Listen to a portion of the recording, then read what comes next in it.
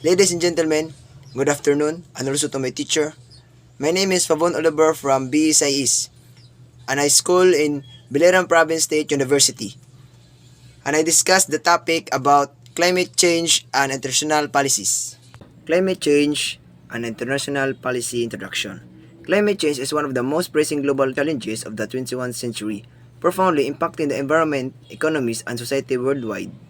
It is driven by long-term shifts in temperature and weather patterns, primarily due to human activities like burning fossil fuels, deforestation, and industrial processes. This action increases greenhouse gas concentration in the atmosphere, leading to global warming and resulting in more frequent extreme weather events, rising sea levels, and disruption to ecosystem and biodiversity.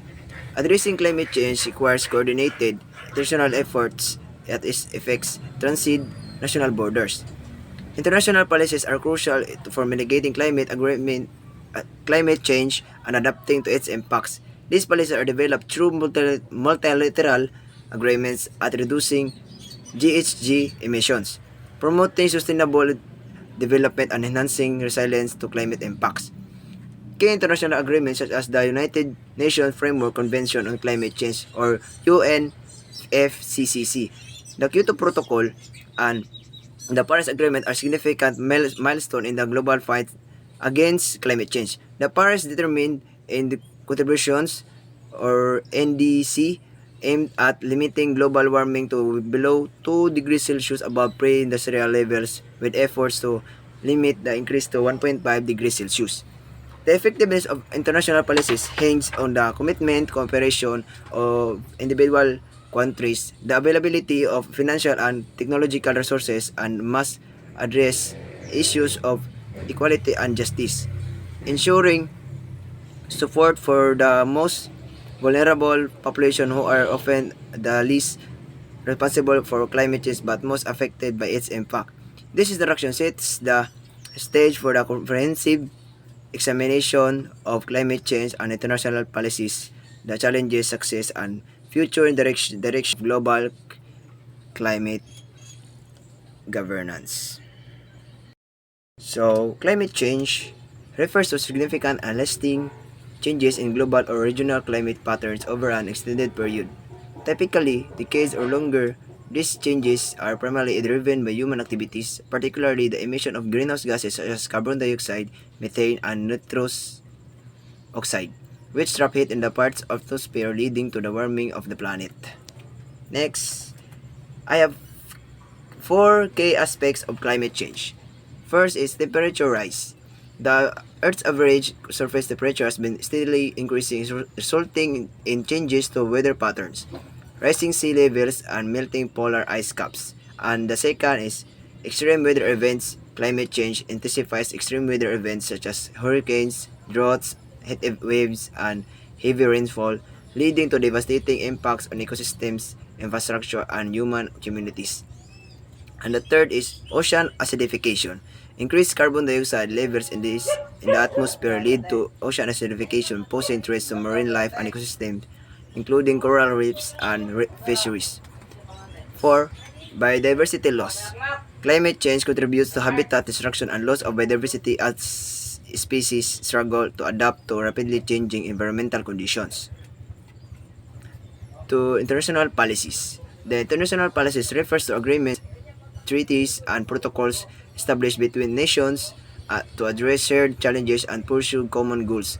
In the context of climate change, international policies aim to coordinate efforts among countries to mitigate greenhouse gas emissions, adapt to the impacts of climate change, and promote sustainable development.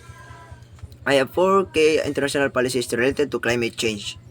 United Nations Framework Convention on Climate Change or UNFCCC, adopted in 1992. The UNFCCC is a global treaty aimed to stabilizing greenhouse gas concentrations in the atmosphere to prevent dangerous anthropogenic interference with the climate system.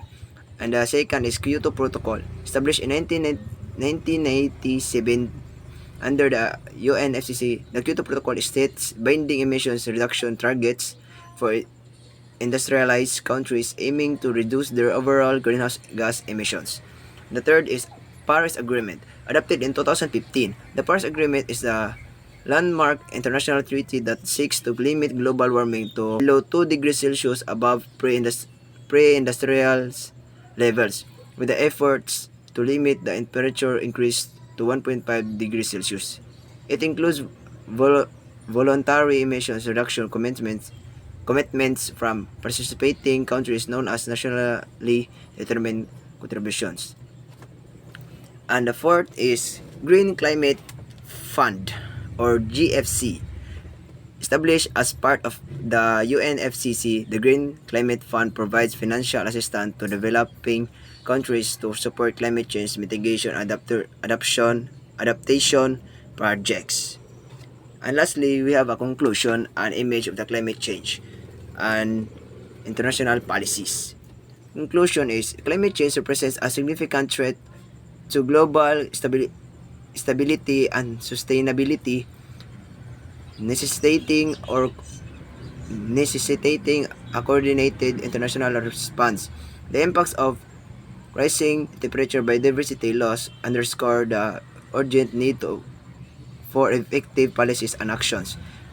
International agreements such as the UNFCCC, Kyoto Protocol, and Paris Agreement provide crucial frameworks for operation and accountability, while financial mechanisms like the Green Climate Fund support vulnerable nations in their efforts to combat climate change. Addressing this challenge requires the collective and effort of all nations to mitigate emissions, adapt to changes, and build a sustainable future of generations to come. And here the images of climate change and international policies. And thank you for watching, guys.